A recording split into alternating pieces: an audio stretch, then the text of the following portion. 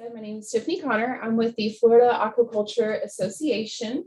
And a little bit of background about me before I dive in. Like I just said, I was an ag teacher for 8 years here in Hillsborough County. I taught primarily high school, and I taught everything from foundations to agribusiness to horticulture to animal science and pretty much everything in between. Now I, along with the FAA, I also work at our family's tropical fish farm, not too far down the road from here. You guys heard from my husband, Dan, yesterday afternoon. Hopefully he didn't scare you off too much with God only knows what stories he told.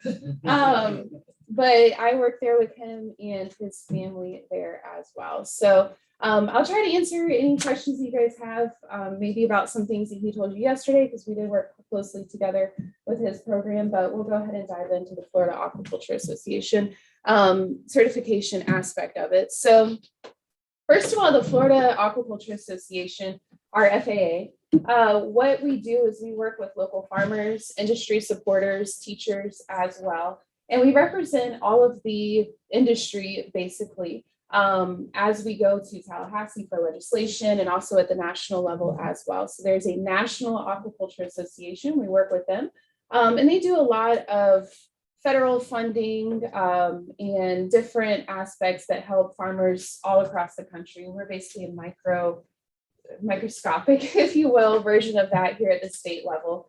We work closely with a lot of the UF extension offices and FDACS as well to make sure that the Florida farmers are well represented and have all of their needs met in terms of legislation, research, things like that as well.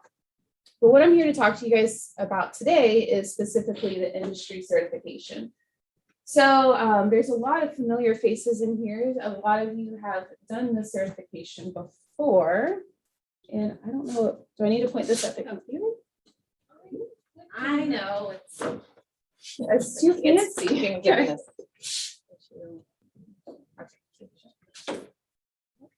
I can just do from the computer. There it goes. There we go. All right. So what is this industry certification about? If you guys have taught agriculture before, you're probably familiar with some other certifications from FNGLA, AEST, or the vet one. I forget what the acronym is for that one. CVA. There we go. I was thinking of the Florida, whatever the other one is, but that one.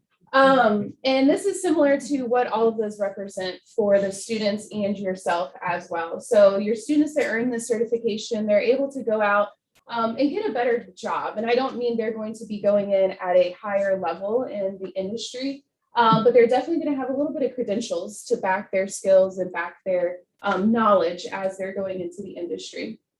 It could potentially lead to more money. We all know that the higher skills you have, usually that means you have a higher salary as well.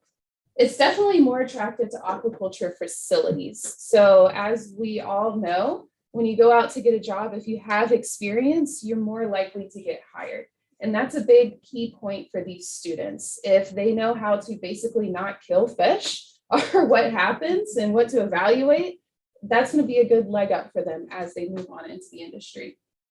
And again, prove know that you know more than just Joe Blow coming in off the street. They know how to evaluate water quality. They know how to do basic diagnostics of parasites and diseases. They know a little bit about all the different commodities throughout the state of Florida. So it definitely gives them a leg up as they go on to either secondary education or into the industry as well. Bottom paragraph, I'm sure we can all read here, so I'll let you guys go through that.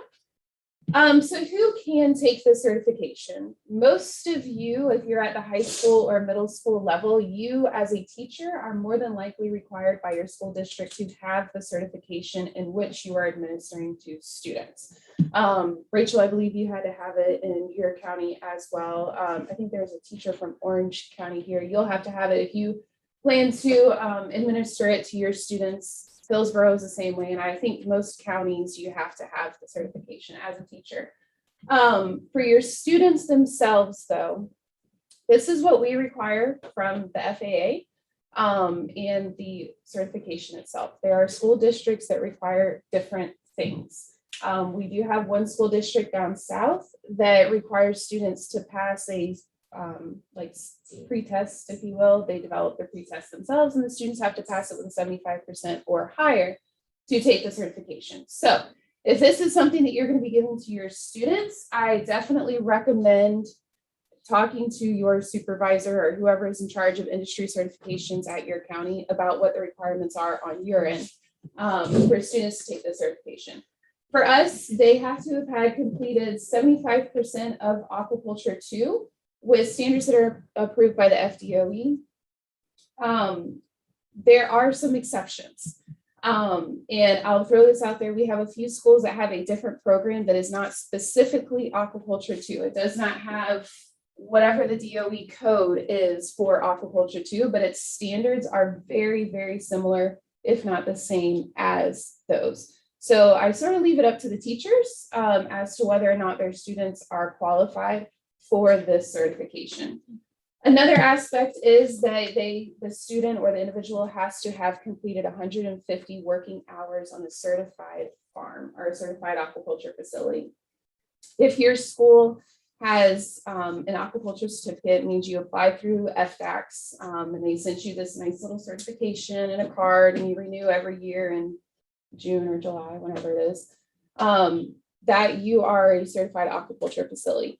If your student is working on a clam farm or an oyster farm or a tropical fish or whatever, they should have be certified, and they're working 150 hours. Does not have to be paid hours. It could be volunteer hours as well. But that's roughly one school year-ish, somewhere around in that range. These requirements, again, are what we require. Your school may require more, they may not. It's something that you have to talk to with your students. We have had a lot of teachers that have recommended that their students complete a little bit of the next level of aquaculture. So there's aquaculture 2 through 4. And some teachers have let their students go through about the first 9 weeks or first semester of aquaculture 3 before they tested them. Again, it's going to be up to you all as to when you test for your students. So when it comes to test day, or you're getting close to test day, if you guys have ever done any type of industry certification for your students, it's very stressful, probably more stressful for the teacher than it is for the student. I try to make it as simple as possible. Like I said, I've been in the teacher's shoes, so I try to make it as stress-free for you guys as possible, but still do what we need to do for your school, for DOE, and for us. So the first thing you need to do is go to the FLAA.org website. You guys had that in the document that Marcy showed this morning, or you can just Google it, whatever easiest way to get there.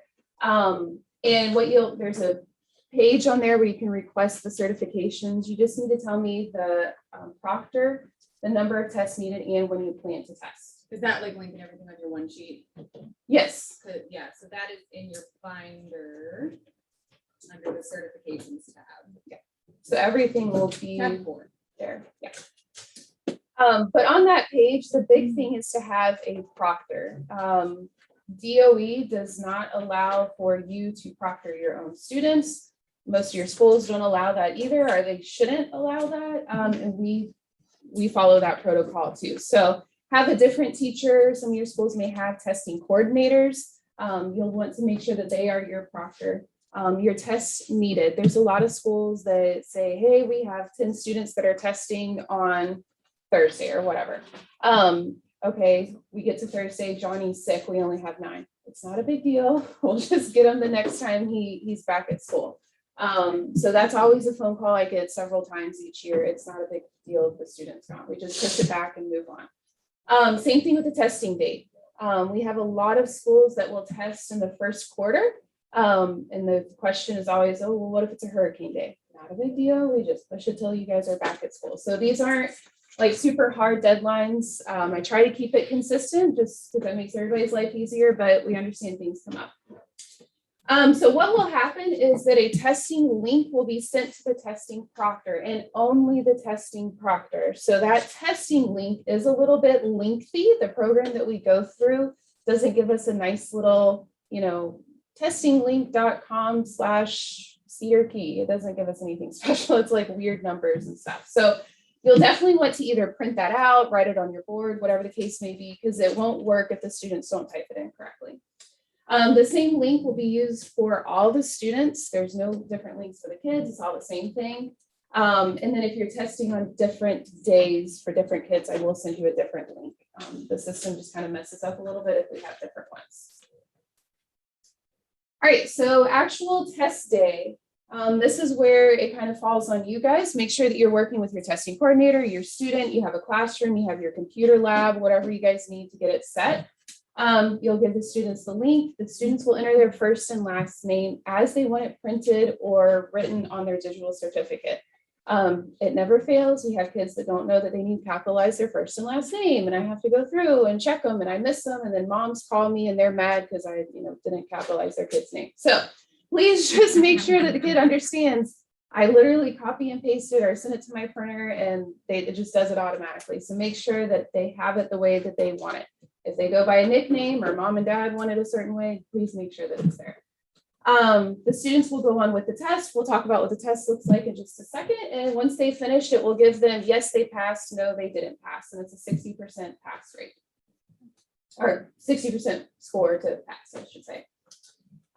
So it is online. It's 100 questions. They have of multiple choice and true false. They have 100 minutes. Again, this is a question that I get every year. Is there extended time?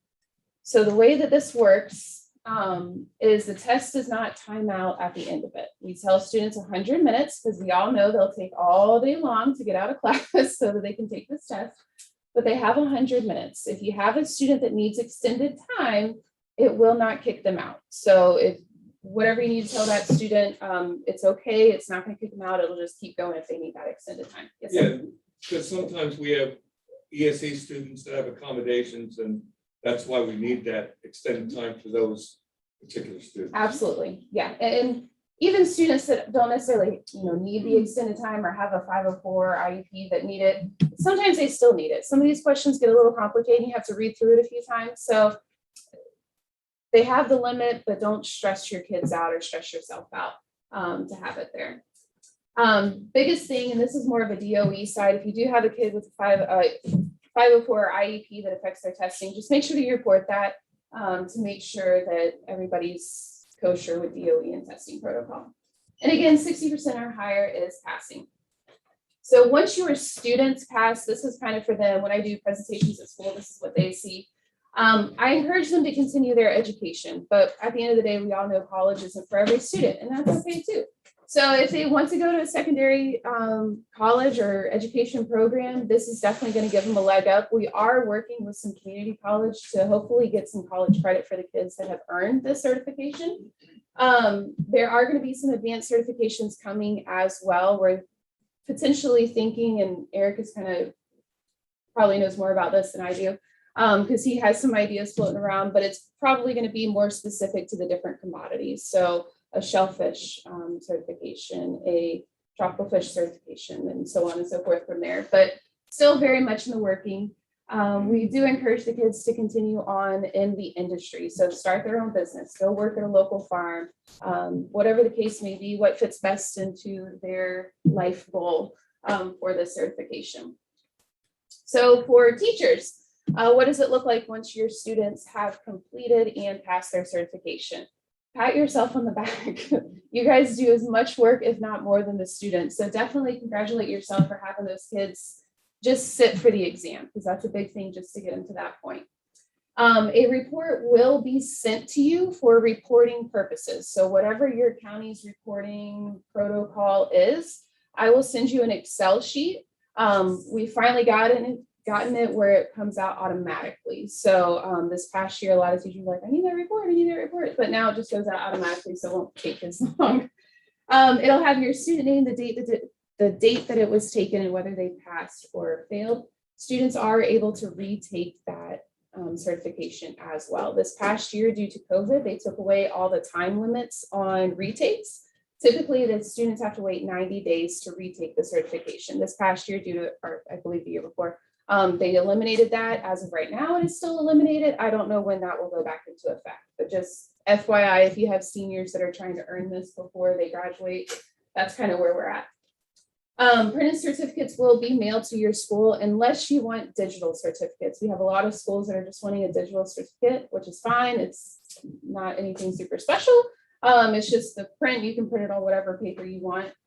Just says congrats, they earned their certification. So if you want it printed or digital, you just have to let me know. Make sure that you report those certificates to your county. Again, depending on the county that you're in, depends on how much money you are getting back for these certifications that your students earn, which we'll talk about that again in just a second.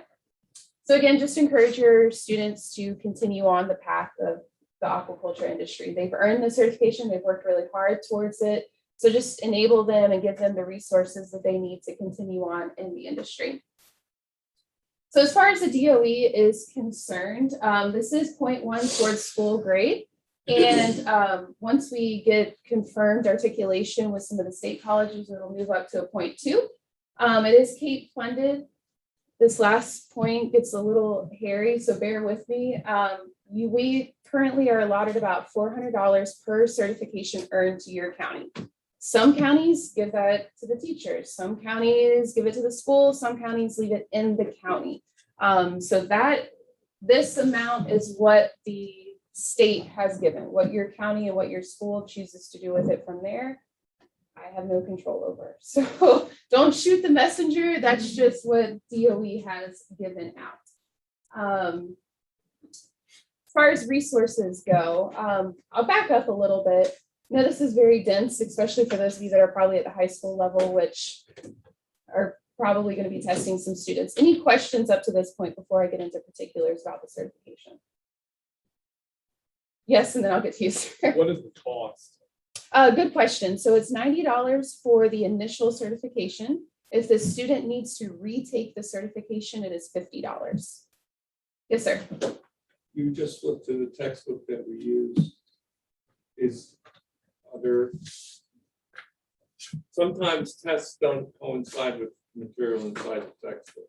Sure. So Did I say sometimes? It happens a lot. 100% of the time, yes. So is that the only resource No. that you're referring to? Or is there another website or something that the students can review the information? Because I do certification for FNGLA and they provide a website, they provide questions, they provide a lot nice of data. big binder of everything. Yeah. Yeah, everything's in the binder. Now they have their binders online, but is there more? Yes. There's a lot more. So in your binders underneath, I think you said tab 4. Yes. Is that correct? Okay. So tab 4, that has some links, but what you'll do is you'll go to the FAA website, and underneath educator resources, it has certification resources. There you will find, I think it's like 12 or 15 different publications. Okay. So there's IFAS publications and yes, thank you. I could picture the logo on the front, but those publications are going to be probably the most valuable for your students.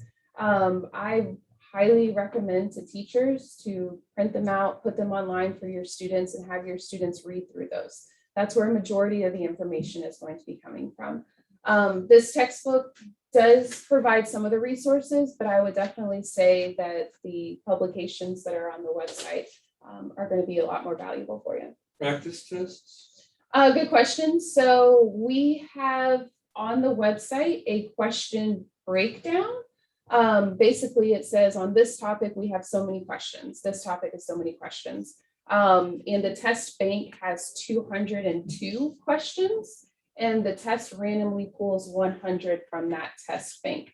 As far as practice test goes, DOE is not crazy about practice tests and things of that nature. There's a lot that teachers have developed on Quizlet and whatever the other things are that are similar to Quizlet, Kahoots and things like that. So I recommend seeking those out. But we do provide on our, the FAA website, a question breakdown. So you kind of know where those questions are going to fall and how heavy they are in certain topics. There are 200 some odd test bank questions that are Correct. available to access as well? No, you don't have access to the questions. Unfortunately, we can't publish the whole questions. That would not end well for anyone. But the test itself pulls from that test bank randomly 100 questions. Any other questions on the resources? Okay. I will say from teachers that I've spoken with, and just looking at the questions, the curriculum, and our resources, the publications that we have are very, very valuable for your students. And they're not super long either. They're what, like 3 or 4? Yeah, 3-ish pages. So they're not anything crazy, and there's not a ton of them either. So if you have your students that you know definitely are going to be taking the certification, have them read 1 or 2 each week. Highlight the important stuff, highlight the good data, and study those, and they'll be perfectly fine for the certification. Any other questions about the resources here? Yeah, absolutely. We don't even have the textbook at my school. We don't, I guess, believe in buying books. And we studied the publications, and all my kids have passed and have taken the test. Yeah, Thanks for Rachel. that good information. Yeah, so Rachel and That's great, but she has a great program. If you guys haven't gotten a chance to talk to Rachel about her program, it's called SALT still. Okay. She's up in Cedar Key, and she has a great success rate with the certification. Her kids are out hands-on on different farms. They're working in the classroom. She's provided great resources for them, and I think she has a 100% pass rate for her students. So excellent resource you guys have right here. Katrina, and then yes. Yeah, I just want to touch base. So the high school curriculum thing that we've kind of set up for this project uses a lot of those SRAC and EDIS sheets. I pulled straight from those resources. So it's just a little like, you know, it's not the entirety of the certification program, but it's a good place to start. Is like, this is what you're going to get used to. This is what your students need to get used to. Yeah. And then if you choose to go this route, you just go a little deeper. Yeah. Yes, ma'am. what is the pass rate for the justice officer? So this past year we had a test rate of, I just looked at it last night, it was 75, I believe. We didn't have as many students test this year.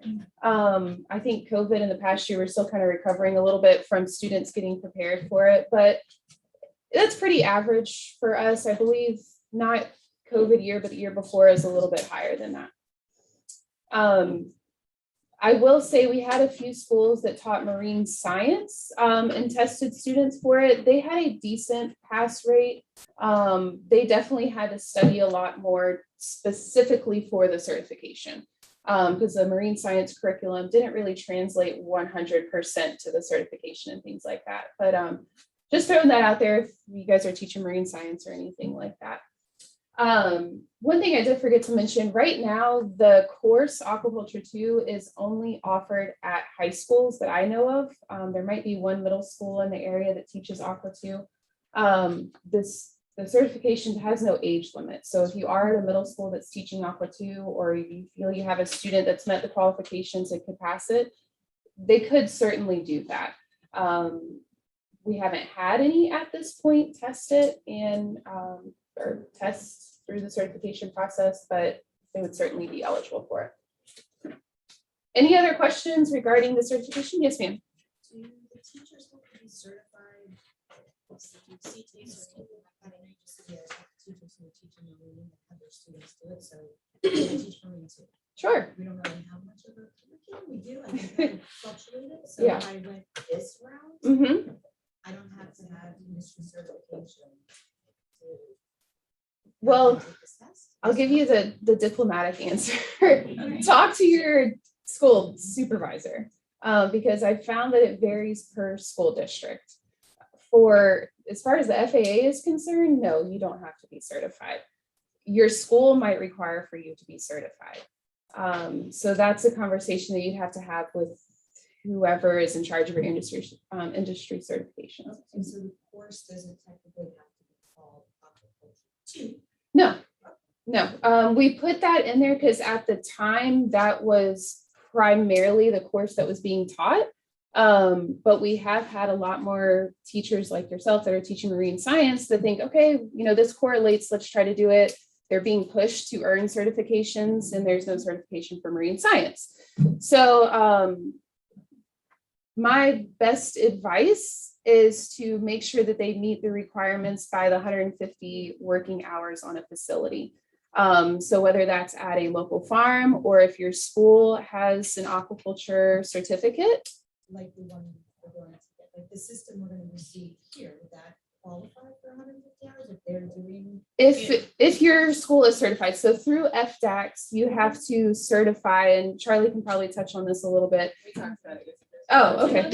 Another reason to get certified. Yeah. Certified this year. Correct. And I believe it's free for schools. So, Fees waived. So go ahead and send Yeah. her an email. You did her presentation yesterday. Go ahead and send her an email. yeah, and it's nothing intimidating. It's just a paper you fill out and send it to them, and then that's it. So it's not any scary thing, but that just puts the check mark next to you're a certified school, your kids are there for the year, they've met the 150 working hours, and you can move on. Any other questions? I'd just like to share something. Sure. Because, I think the emphasis these days about on certification Mhm.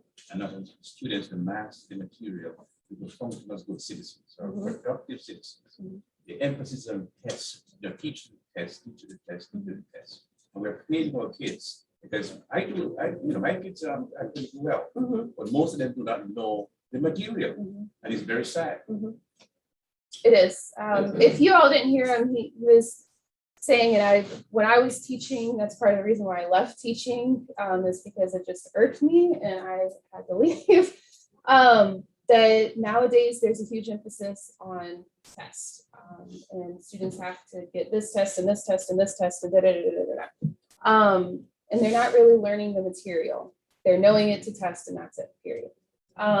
That's why we put some of the requirements of the working hours, because in my opinion, and there's been a lot of research, this is what I did my master's on, students learn best if their hands are active.